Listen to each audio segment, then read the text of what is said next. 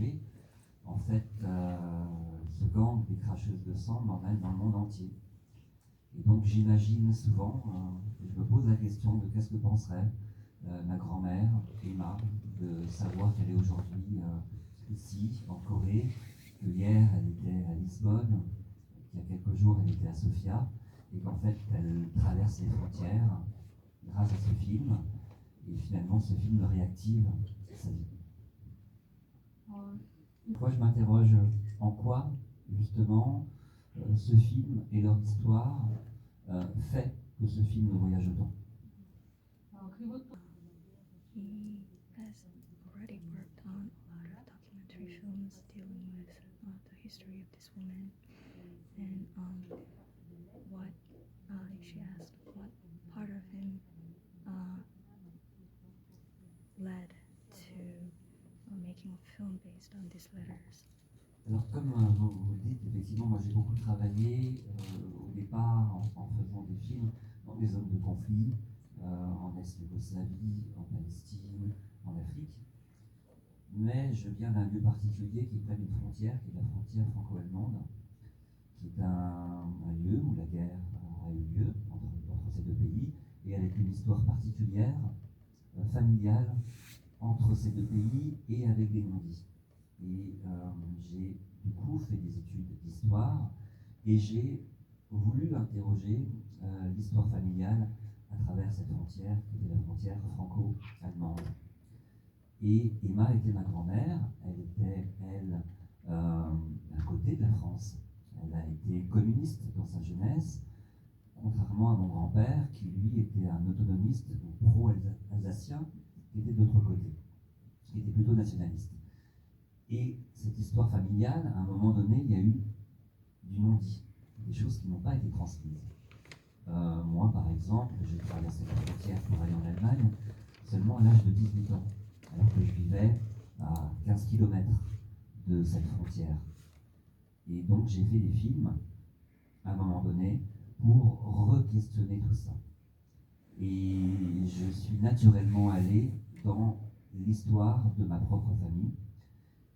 Et j'ai commencé à faire des films en interrogeant l'histoire de ma propre famille, où l'histoire intime et l'histoire collective se mélangent. Et après, je continue.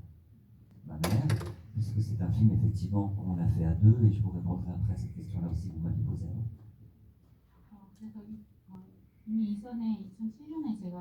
Après, c'est dur pour moi de parler à sa place, parce qu'elle n'est pas là. Donc je vais essayer un tout petit peu, mais c'est compliqué. Mais ce que je peux vous dire, c'est que ce qui nous a étonnés, c'est de voir comme dans les années 1920-1930, ces jeunes filles étaient libres.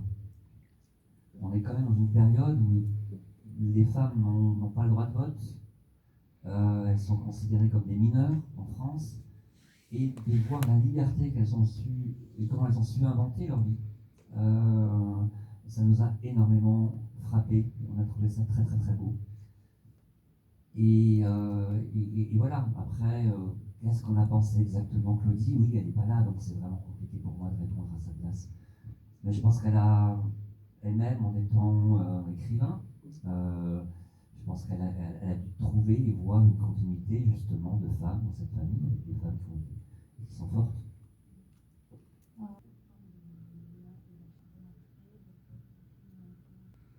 Quand j'avais fait Où sont nos amoureuses, j'avais déjà cherché des archives, et à un moment donné, je me souviens que dans un fonds d'archives, j'étais tombé sur un couple qui marchait dans une rue, et je m'étais dit, ah, comme ils ressemblent à mes grands-parents. Et j'avais trouvé ça absolument saisissant.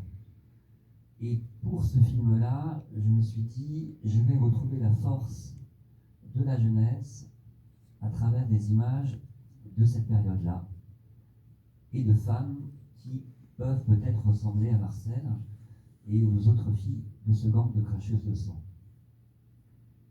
Et c'est vrai qu'en général, dans les images d'archives, on va voir avant tout des femmes élevant des enfants, préparant à manger, et absolument pas ce qu'étaient mes personnages.